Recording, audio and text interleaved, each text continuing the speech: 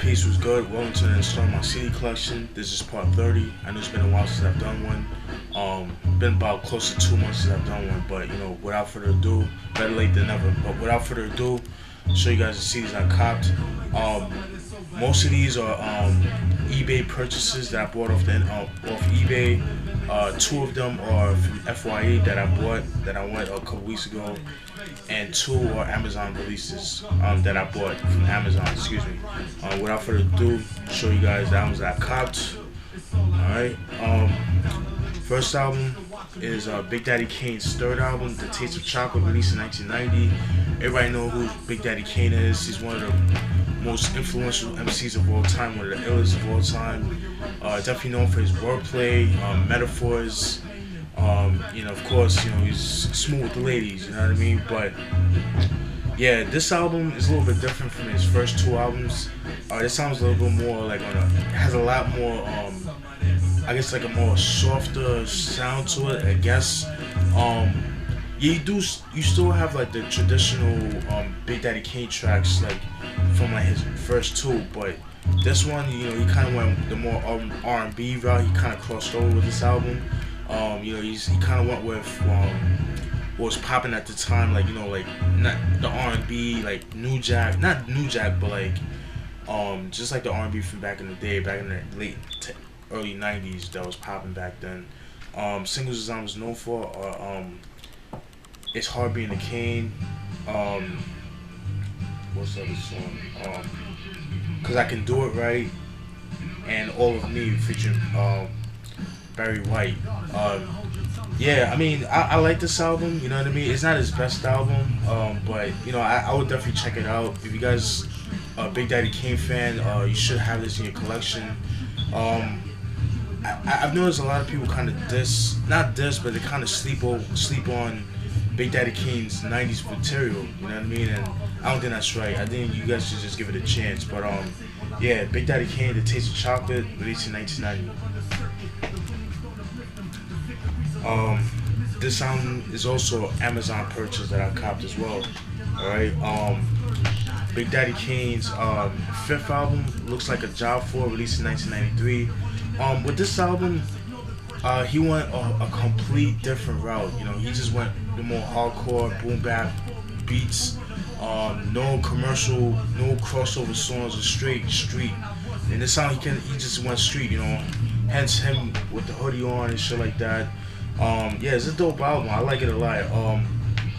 Very underrated in my opinion. People kind of sleep over on this album. It's kind of like, it kind of remind me, like, you know how people slept on LL Cool J's 14 Shots to the Dome. You know, people saying like, oh, you know, LL's, you know, is a gimmick. The album is very gimmicky because LL trying to be gangster and shit like that. You know, but I thought that album was pretty dope, man.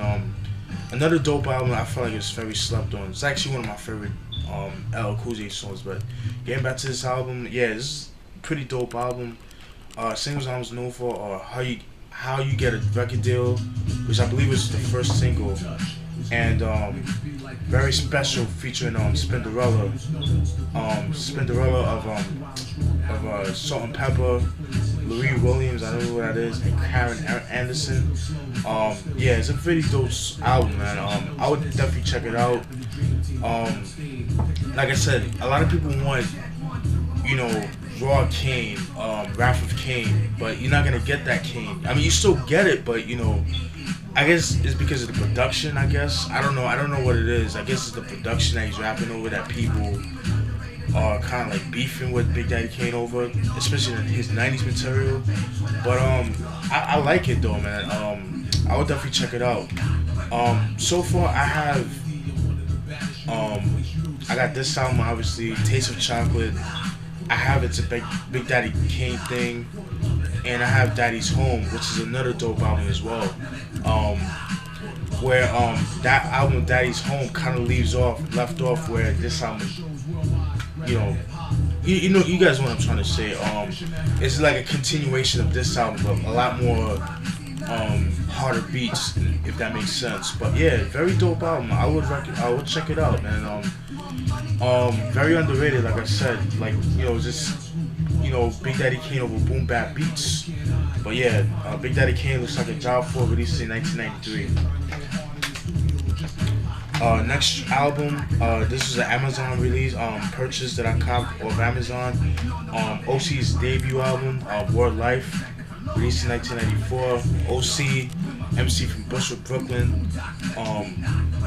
He's known for his affiliation with Organized Confusion. MC Search put him on to the game, you know, stuff like that. His first appearance was back on the grill again on MC Search first album, Return of the Product. That saw him back to the grill, and that was OC's first appearance on Wax. And you know, from then on, you know, OC's been like wrecking the shit, you know, in the game. But yeah, this is a dope album. Singles I was known for is Time's Up, which is a very famous song. That song Time's Up was also featured on the 8 Miles, the instrumental of it. Time's Up is the instrumental version. I believe it was like the last battle scene in 8 Mile with Eminem, and I forgot the other dude's name, but yeah, that song was actually featured on that too.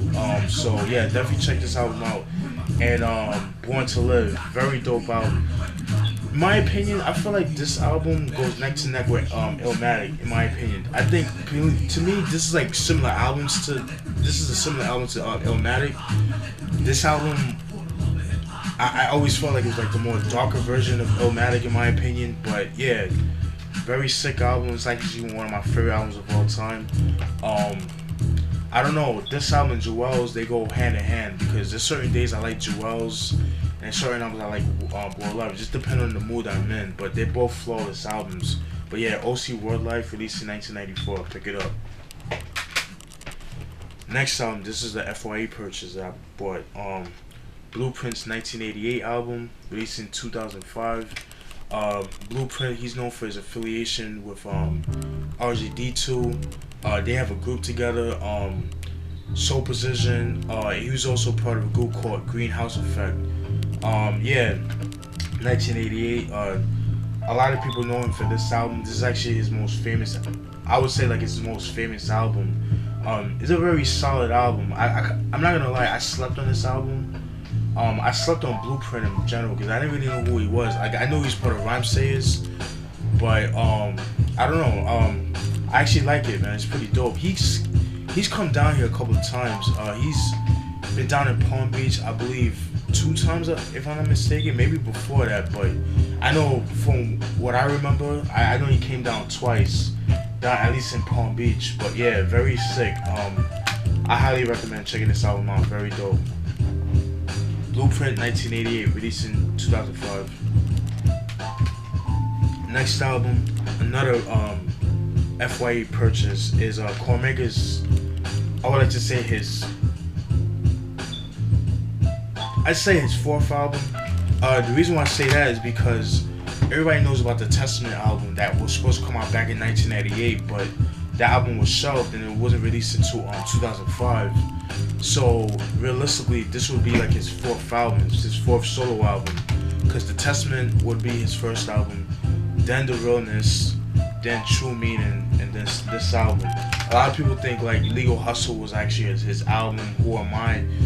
Those songs that I just mentioned were more compilation albums, so you know that's why I say this would be like his 4th album.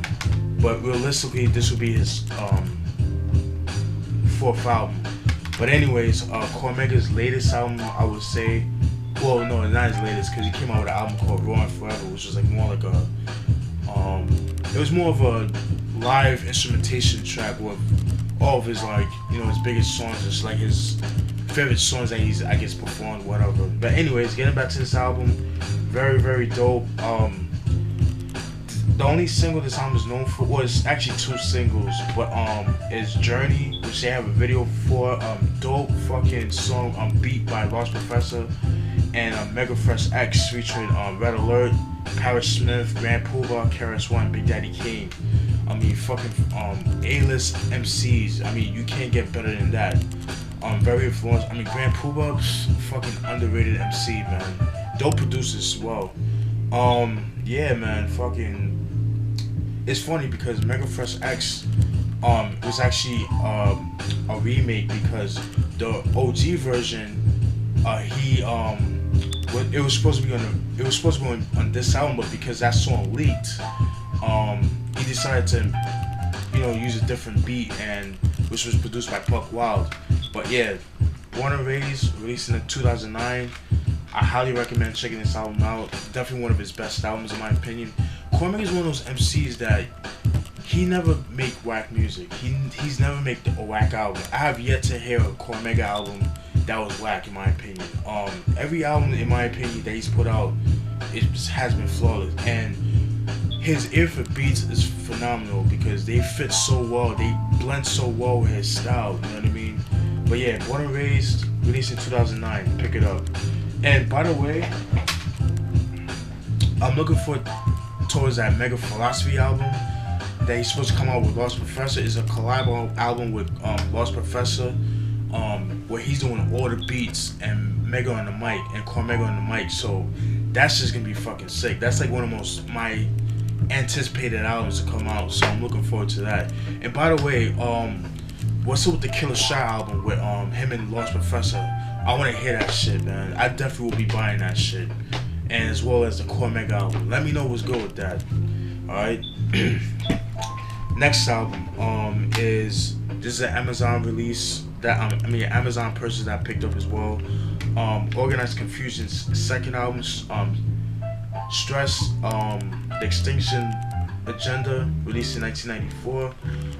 Everybody knows Organized Confusion, a hip hop group from South Jamaica, Queens, New York. Yeah, Pharaoh Monch is his group, his old group, I should say. Well, they're still together. They got back together, so that's a great thing. Which consists of Organized Confusion and Prince Poe. Yeah, these dudes were here. This album is like way ahead of its time, yo. By the production, the vocabulary that they doing, like back in '94. Yeah, very, very dope. The only singles off this album is the Stress, which was the only single off the album. This album's a lot more darker than that first album. I do have the Equinox album, which was released in '97, which is a very slept-on album. But a lot of people know Organized Confusion based on this album. This is like their most staple album in the discography. And I'm trying to get my hands on that first album, but that shit's out of print. It's hard to find, and it goes for a pretty penny. But yeah, Organized Confusion, Stress, the Extinction Agenda, released in 1994. What I like about this album is that they do most of the production, and their production style is really dark but very abstract too. It's like jazzy, dark, abstract. You mix those two together, you get their sound. Very fucking dope. They use the SP1200, as you can see here. I have to open it up, but yeah, very solid album. Fucking love this album. Highly recommend it. Pick it up. Next album is another eBay release. I bought this off eBay, not Amazon. My apologies. Next album is another eBay release. MC Ren's first solo debut album, Shock of the Hour, released in 1993. Everybody knows MC Ren from NWA. Around this time, MC Ren, he converted to Islam. He joined the Nation of Islam, and so like you kind of feel the vibe of it. Like you still get the gangster tracks. Like this sounds like really gangster, but it's like really dark at the same time. Like the first couple of tracks, like you kind of, you get the traditional gangster tracks from the gangster tracks from MC Ren, and like the other half, you kind of get like the more conscious. I don't know. It's weird. It's like it's conscious, but it's gangster at the same time. But and it's really dark. Like the beats on this album is really, really fucking dark. And I've been looking for this album for years, and I'm finally got this shit. And I got it for like $1 on eBay, plus shipping and handling. But I seen it, I was like, yo, I had to get this. But yeah, MC Ren, singles I'm known for is Same Old Shit, which they have a video for, and Fuck What You Heard, which also a video too. Same Old Shit was like the more successful, I guess like the more successful single off the album, and Fuck What You Heard was like more like an underground track. But they do have a video for it too. But yeah, this, my opinion, this is my favorite album from MC Ren. I have to get his Kiss My Ass EP, which I should have gotten years ago at Circuit City when I saw it in stores. I just never ended up buying it, and I can't find it anywhere. But I'll get it though eventually. But yeah, MC Ren's Shock of the Hour, released in 1993. Pick it up. Last but not least, this is also another eBay purchase. Cella Dwellas, Realms in Reality, released in 1996. Cella Dwellas, a group from Flatbush, Brooklyn. They have like a real distinctive style. You know, they're known for like their vocabulary, but they're also known for like their subject matter, because you know they use like a lot of they use their imagination, a lot of fantasy type shit, but it's still gangster at the same time. Very, very dope album. Singles I was known for is Land of the Lost, which was their first single, which came out back in '94, and well, there's 3 singles. Yeah, Land of the Lost, which was the first single. Good Dwellers, which was another single, and Perfect Match, which Perfect Match was like their most famous song and shit. But yeah, Cella Dwellers, I highly recommend checking this album out. Nick Wiz provides them with dope beats. There's a couple other producers that made the beats, but I believe Nick Wiz does most of the beats on the album. And you know Nick Wiz, he's a fucking beast on the boards, man. But yeah, Cella Dwellers, Realms of Reality, released in 1996. I'm so glad I bought this album. I think I got it for like maybe, I paid like $16 or some shit, but it was definitely worth it, you know. But yeah, Cella Dwellers, Realms of Reality, pick it up. And that's it, folks. I hope you guys enjoyed that CD collection. I try to do more of these. Bear with me. I'm just busy. I'm just a busy motherfucker with work and making beats and, you know, doing beat videos and, you know, a whole bunch of other shit. But if you guys enjoyed that CD collection, I'd stay tuned for more. Peace.